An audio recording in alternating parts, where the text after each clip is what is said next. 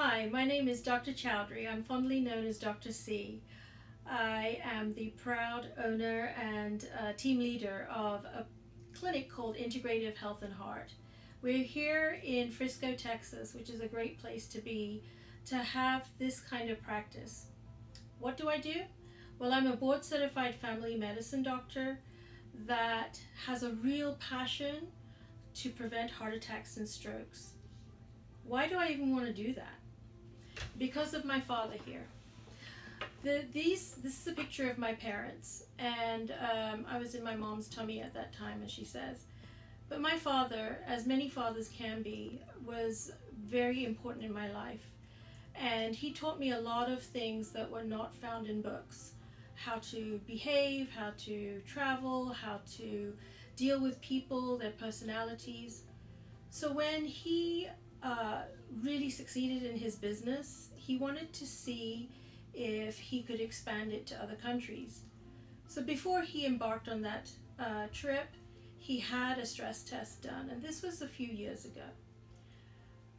He went on his trip, the stress test was negative, and a couple of weeks later, while I was studying for my undergraduate degree in University College London, I got the phone call that my father had a heart attack in LA.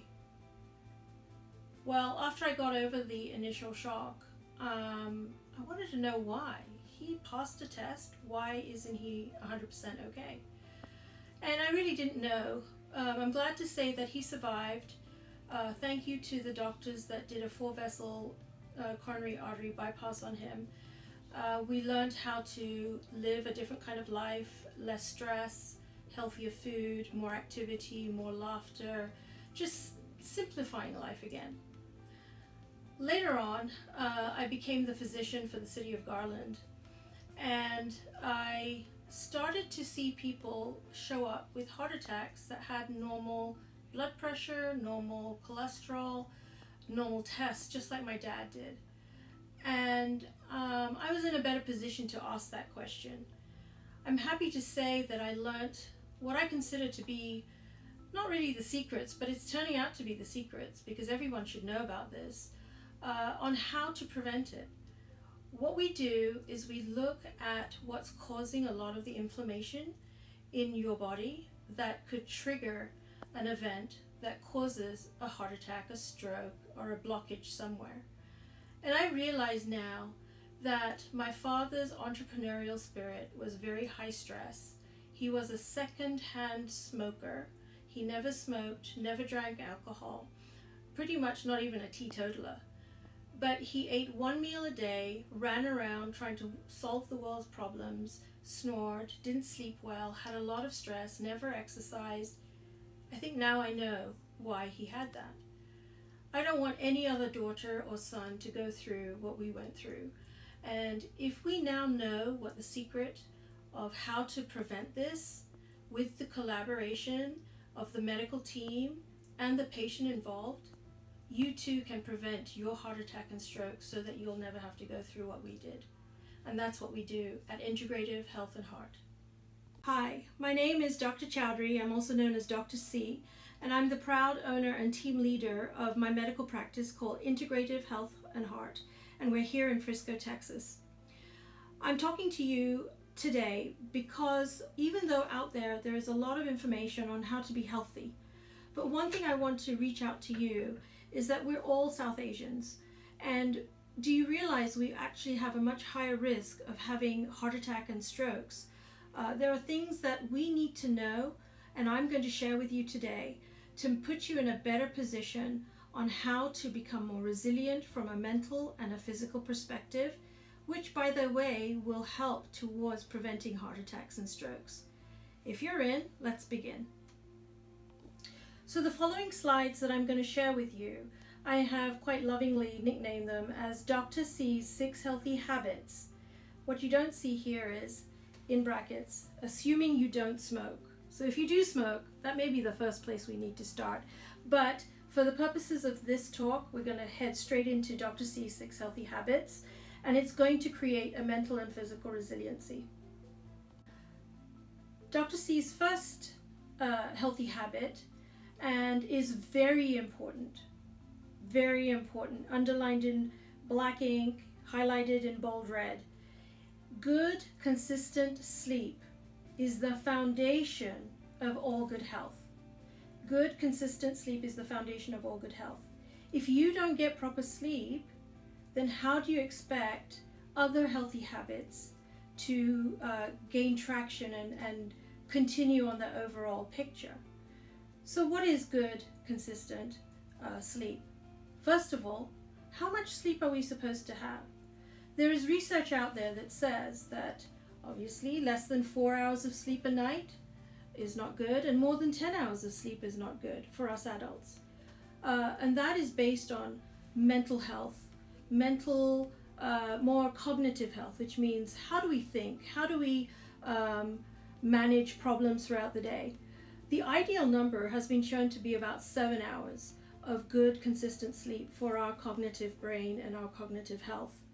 But you know what? Even within that, I do believe there are people that actually does best with 6 solid hours, and others that might need 8.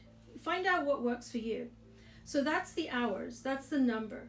But what about the quality of sleep? So you may have heard from other doctors, other people about snoring, about this thing called sleep apnea.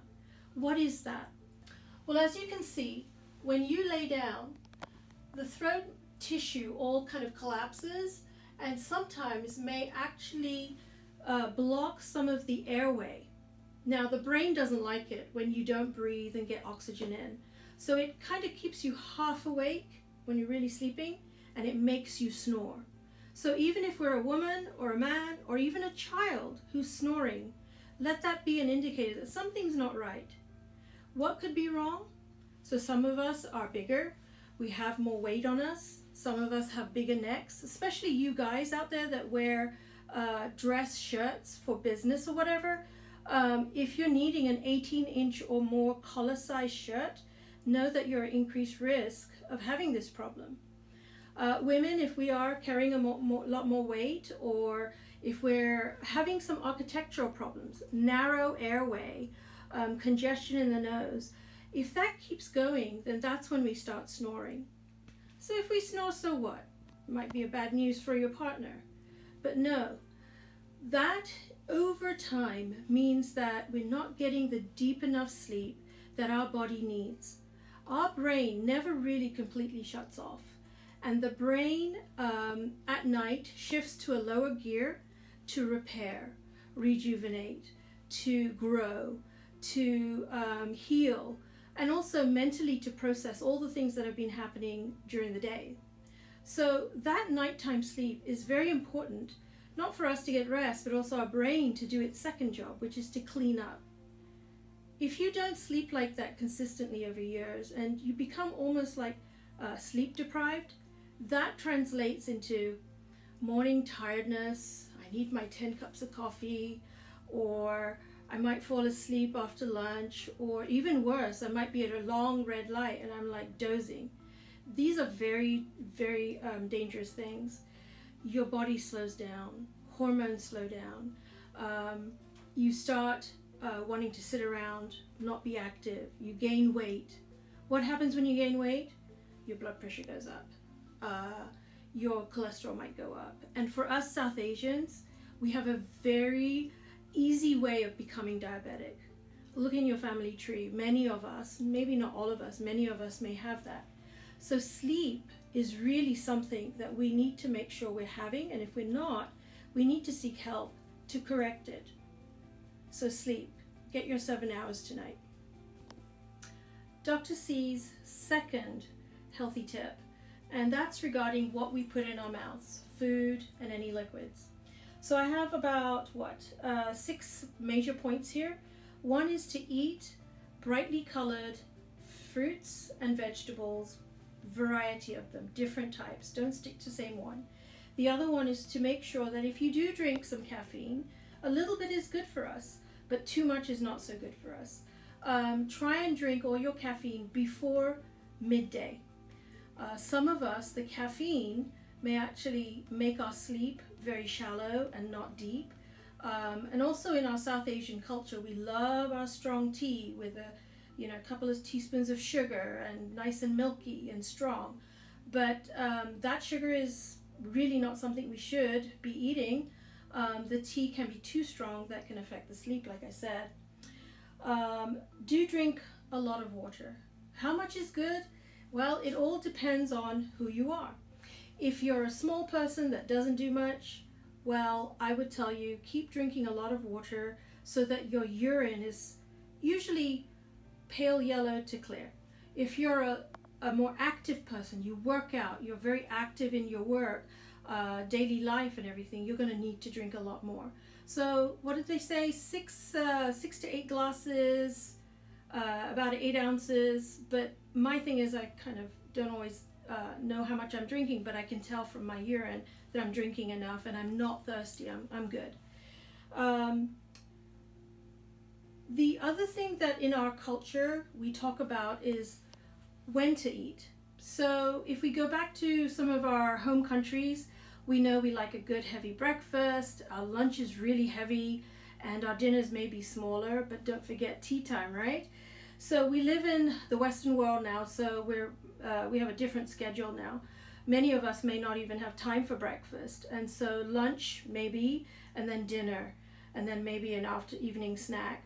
My suggestion is eat a good, healthy, nutritious breakfast. It can be egg whites, it can be fruits, vegetables, it can be whole grains, lots of water. Eat fruits and vegetables unlimited. You can have snacks all the time, but make sure you have protein at midday, and then in the evening make your meal lighter. Very often you've heard of intermittent fasting, and I think that does help us with our body types, and we can answer more of those questions during the question and answer time. One thing I do want you to steer away from is please steer away from sugar. For us South Asians, we turn that into triglycerides. We turn that into elevated sugar, pre-diabetes, diabetes. Do watch how much salt you're taking, because we retain all that water, we get puffy, our rings don't fit, our feet swell up, we feel bloated, but also our blood pressure goes up. And also a lot of fat, saturated fat. Now this is going to be a very delicate topic, because some of our South Indian friends, they love their coconut oil, they love all of that. But unfortunately, my personal opinion, and based on what I do, the coconut oil is just so full of saturated fat, our body can't handle it. And that turns into cholesterol, weight, all kinds of things there. So there's a ton of questions that I just touched on some of these, but one thing I want to leave you is to tell you we do a particular test called the ApoE genotype. It's a blood test. You don't have to be fasting. You do it once in your life. That test, based on the results, will tell us how much fat, our risk for heart attacks, our risk for Alzheimer's, all those things. How should we exercise?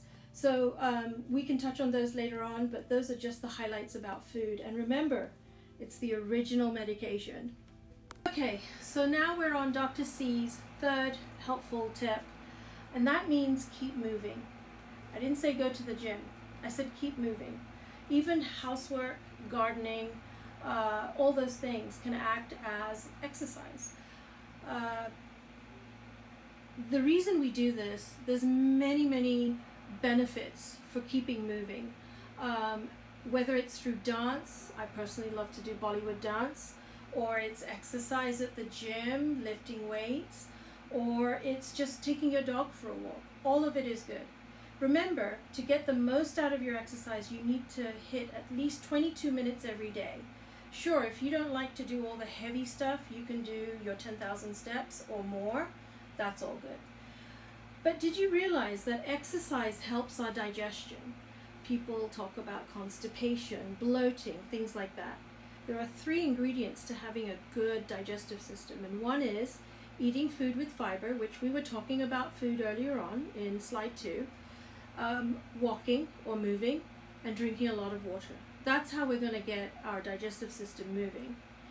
The other thing is that we've got to balance our activity.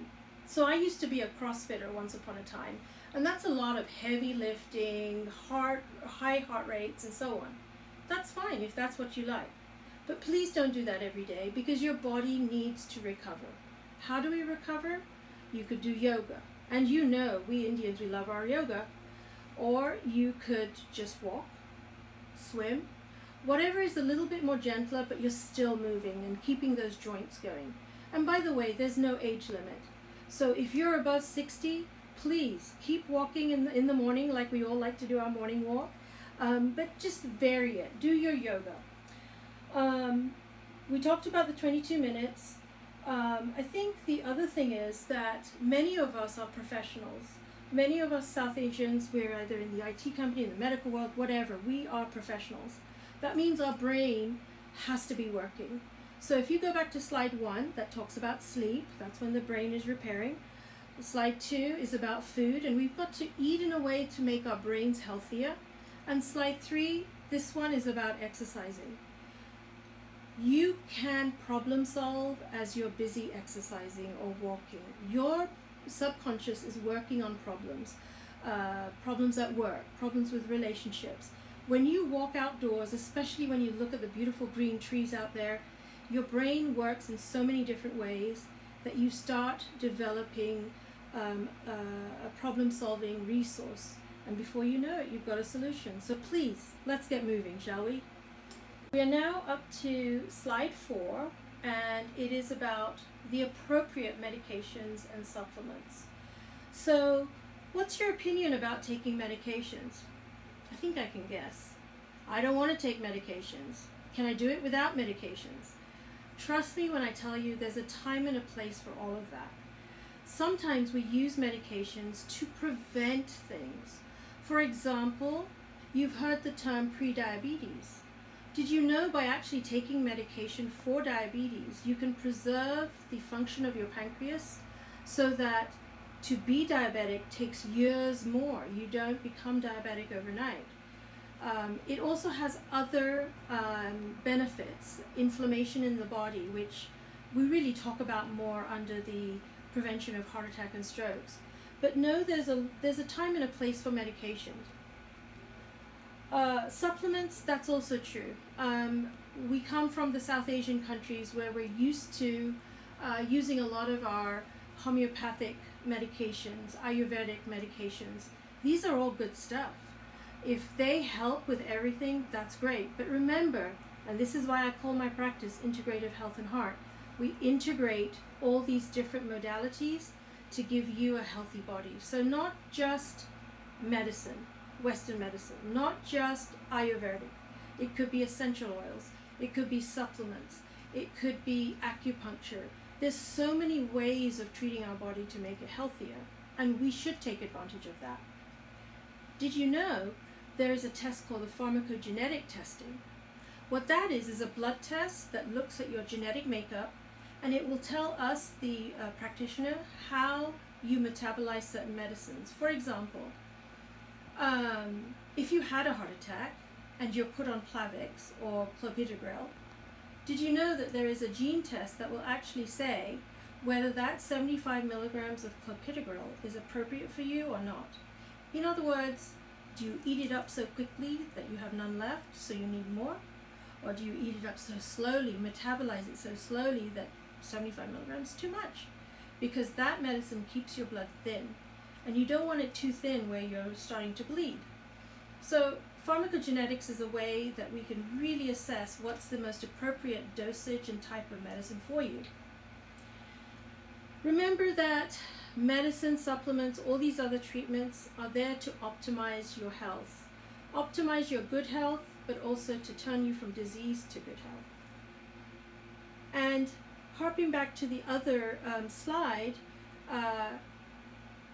food, the kitchen, food is the original medication and the kitchen is the original pharmacy. So if we can get a lot of our medicines from our food, that would be the best way. But there's a time and a place for it all, so think about it. Slide 5, stress management. This is really important. Many reasons.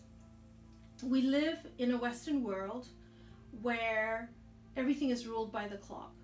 Time to get the kids, time to get up, time to be on the next Zoom meeting. but also our world has now become 24 hours open, 24 hours a day, 7 days a week. Plus, we have an abundance of information through our phones, which are mini computers. We really have to stop ourselves, otherwise we could be awake 24 hours a day. All of this information can be very overwhelming. The lifestyle can be very overwhelming, and we get stressed with so many demands. I am a South Asian mother of 3. I have my own business. I'm a physician. Think about all the different things that come my way. But you have to be well disciplined. You have to recognize what it is that makes you stressed and how you're projecting that stress. For example, stress, I've kind of put it into 3 main categories: physical stress, mental stress, and then, in a way, behavioral stress. So let's look at physical health stress. Stress can show up in the form of heart disease, stroke, your blood pressure goes up. Yes, how many of us had a tension headache or migraines? Then our gut, colitis, diarrhea, constipation, bloating. It can show up as diabetes. Let's say if I'm very stressed, the body will incorporate that and make our diabetes worse. Our sugars go high. Kidney disorders, allergies, asthma, ulcers, breathing problems, and I just realized I smell asthma wrong, but never mind. So there's a lot of physical things going on there. Mentally, it can give us irritability. So I ask a lot of guys, the stress that you're feeling, are you beginning to get a little snappish, irritable? Sometimes that might be the first sign of depression. We don't know. Who wants to stand in a line nowadays? Plus 6 feet apart from everyone. Oh, we get impatient. That's stress. But depression, you're worried about things. You can't think straight anymore. You can't make a decision. Just general negativity. So that is another way our stress comes out. Behavioral. Some of us want to smoke. I know, I have to admit, I'm a stress eater. When I get stressed, I want to eat. Don't know why, but I want to eat. I may not sleep. And if I do sleep, it's very restless, or I'm sitting here restless, like something's not right. For us adults, we may not want to be intimate anymore, and that's a big no-no. And then some of us might want to drink more. So all of these are very important red flags for me, because not only will that take away from our resilience, but it increases our risk for heart disease and stroke. Well, what can we do to counteract it? There's a lot of things here that don't require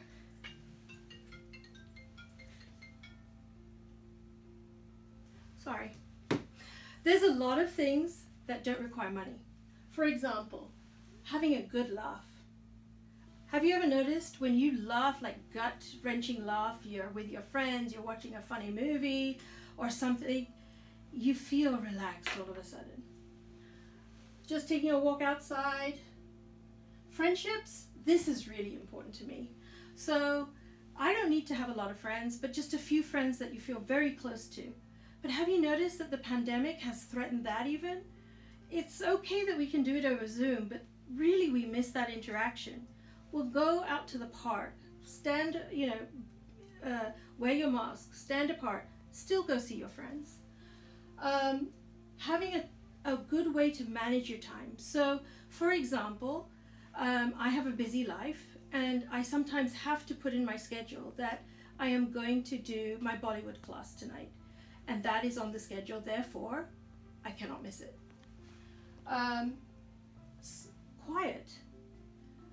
We live in a pretty big city, but some of us, if we're lucky, we live in the suburbs where we can just sit outside and it's quiet. That is a great stress reliever, and that's completely free. Hobbies. I love my hobbies. Painting, singing, music, cooking. Anything creative that's not part of your family or not part of your work is a great way to get lost into something that you really enjoy. Prayer, meditation. I use something that we call modern day meditation. It's called Brain Tap up there. And it's just another way. It's like the Calm app or those kind of things where you kind of zone out, you listen to music, you listen to words of encouragement. But prayer, meditation, any one of those are great. Have you ever wondered, when you have a clean house, I know I feel this way. When you walk into a clean house, your pressure goes down. You feel good. But as soon as you see the Lego all over the floor and the dirty dishes in the sink, suddenly you get anxious.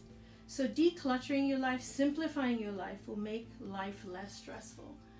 And then if you're lucky to have a pet or something, that's a great way to de-stress. So enjoy your de-stress moments, but know what is yours, okay? Hey everyone, we're on to the last slide here. I hope you've all stayed awake. Now this is a weird one, isn't it? Oral hygiene. Why would this be important to your mental and physical resiliency? Well, have any of you had a toothache lately? You know how that infiltrates all your mood, your activities, you can't do anything when you have bad teeth, bad pain from your teeth. So yes, it does make a difference. Plus, it's better to prevent than trying to fix it. As you know, it's quite expensive to fix it. But as you know, I'm very passionate about heart attacks and strokes prevention. So oral health really can, if bad oral health can really accelerate your risk for having heart attacks and strokes. Plus, some of us, no matter how much we brush, floss, rinse, we've got this thing that's like a bad breath. It's very noticeable to other people, no matter how clean you are. So that has a medical term, and it's called halitosis. Sometimes that's due to bacteria in your mouth, or as you know, in our countries, we tend to do a lot of tongue scraping, and that helps. But try and go to meetings or social gatherings with bad breath. Yeah, that affects your mental and physical resiliency. Also, if you have stained teeth, crooked teeth, missing teeth, it's difficult to smile with your heart because you're always concerned and very ashamed of your smile. So that impacts you. So let's prevent bad teeth, let's prevent bad breath, and let's make sure our teeth at least look pretty good. And you can do that by engaging with your local dentist, but go there not just to get a cleaning, but to get advice on how to keep your mouth healthy, because that's how you smile, and your smile is what precedes everything else. So smile away. Oral hygiene is my last one. And when you do all of these 6 habits over and over again, you may fail someday, you might fall off the wagon and not exercise or eat too much one day. That's okay, we're human. Just make sure you get back onto your routine. And if you practice this every day, you will find that you tend to be healthier, happier, and calmer. And that's how we build mental and physical resiliency. Thank you, Dr. Chowdhury. This presentation was really helpful and definitely truly beneficial to everybody. We have actually 2 questions that came from Premjit, and I just want to ask you these questions now, even though we're running a little late, because these are very important. So the first question asked is snoring a curable condition? Yes and no. So some of us that have managed to put on a lot of weight and we have a bigger neck, sometimes curing the snoring is from weight loss. But then weight loss can be slow when you are still snoring. So you've got to break that vicious cycle. But then some of us, we have the plumbing where in our mouth it is a narrow airway. I don't know if you go look in the mirror and you say real widely, you should be able to see the back of your throat and that little thing that dangles in the back of your throat. It's called an uvula. If you can see all the way down through it, you've got a good airway. You should have no problems. But some of us, when we look there, we can't see beyond the back of our throat. So it's curable if you can just lose weight. Sometimes it's not curable, but it's definitely treatable with using a CPAP machine. And nowadays with technology, they're getting quieter, smaller, and so on. But trust me, when you have consistently good night's sleep, you feel like $1,000,000. All right. And the last question is, for people taking fasts, which one would you recommend skipping? Is it breakfast, lunch, or dinner? I think every one of us, it's hard to give a generic answer. I think some of us, it all depends on what we're doing. If we're working out very heavily during the day, you kind of need to fuel up in the beginning of the day. Some of us don't mind having like a missing out on the dinner, but there's also different ways of doing the fasting. You want to have a period of time that you eat. So, for example, some people, they say, okay, I will just skip breakfast, but I'll have a healthy lunch and then a dinner, and then I won't eat anything throughout the day, throughout the night, evening and night. But fasting can mean different things to different people. For example, in the Muslim community, fasting is absolutely nothing, and that's more of a religious way of fasting. But in the modern day here in the West, intermittent fasting is when you just don't eat. You can still drink things like water, broth, wheat teas. You can keep hydrated that way. So, maybe having a early lunch and a early dinner might be one way you could do it. And having a window of maybe 8 hours where you can eat, but then it's different for different people. So see what works for you. All right. Thank you, Dr. Chowdhury. Those are very good 6 helpful tips. So for everyone else, for any medical advices and questions, you can please visit their website at integrativehealthcard.com. Thank you. Thank you so much. You're welcome.